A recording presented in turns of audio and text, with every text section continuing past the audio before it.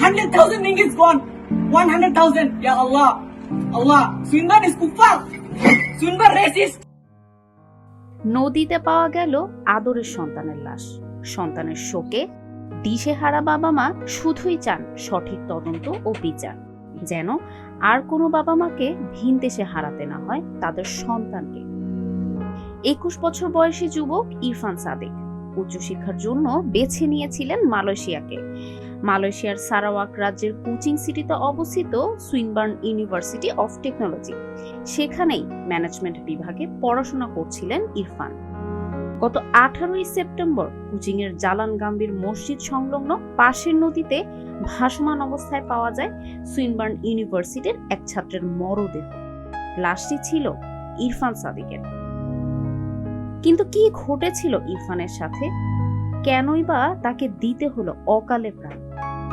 এর উত্তর হয়তো আছে একটি ভিডিও ফুটেজে। ইরফানের মৃত্যুর প্রায় 3 দিন পর তার বোন মালয়েশিয়ার একটি গণমাধ্যম থেকে একটি ভিডিও ফুটেজ পান, যেখানে জালান গাম্বির মসজিদের বারান্দায় বিবস্ত্র অবস্থায় দেখা যাচ্ছে ইরফানকে। জোরে চিৎকার করে ইরফান এটাই বলছিলেন যে Swinburne is racist, all the Chineses are racist. পরিবারের সদস্যদের ধারণা র্যাগিং এর শিকার হচ্ছিলেন ইরফান, ছিলেন মানসিকভাবে বিপর্যস্ত। ইরফানের বাবা এক সাক্ষাৎকারে জানান যে তার ছেলেকে করা হয় নানা রকমের মানসিক অত্যাচার। ধারের টাকা চাওয়ায় টাকা না দিয়ে উল্টো পেটানো হয় ইরফানকে, এমনকি কেটেও দেওয়া হয়েছিল ইরফানের মাথার চুল। সহ্য করতে না পেরে বিষয়টি পরিবারকে জানান ইরফান। চলে আসতে চান দেশে, পরিবারও সম্মতি দেয় এতে।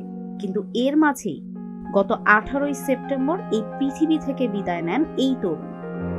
ইরফানের মানসিক অবস্থা সম্পর্কে সুইনবার্ন ইউনিভার্সিটি কর্তৃপক্ষকে জানালেও তারা নেয়নি কোনো পদক্ষেপ। ইরফানের মৃত্যুর পরেও ভিডিও ফুটেজ সহ অভিযোগ ইউনিভার্সিটিতে মেইল করা হলে তারা দেয়নি কোনো উত্তর। এমনটি জানিয়েছিলেন ইরফানের ফুফাতো ভাই। ইরফানের পরিবার তার মৃত্যুর পর চাননি মৃতদেহে কোনো কাটাছেঁড়া হোক, তাই একজন ডিআইজি অফিসারের সহায়তায় ইরফানের পরিবার বাংলাদেশ পররাষ্ট্র মন্ত্রণালয়ে আবেদন করেন পোস্টমর্টেম না করেই লাশ দেশে পাঠানোর। তবে আশার কথা হচ্ছে দেরিতে হলেও মালয়েশিয়ান পুলিশ তদন্ত শুরু করেছে ইরফানের মৃত্যুর। শুক্রবার সারাওয়াক পুলিশ কুয়ালালামপুরে অবস্থিত বাংলাদেশ হাই কমিশনকে এমনটিই জানিয়েছে। তারা আরও বলেছে তদন্ত সম্পর্কে তারা বাংলাদেশ হাই কমিশনকে জানাতে থাকবে। সন্তানের শোক ও ভাই হারানোর বেদনায় আহাজারি থামছেই না ইরফানের পরিবারের। হৃদয় বিদারক সেই ভিডিওটি যেন একমাত্র সম্বল হয়ে দাঁড়িয়েছে পরিবারের।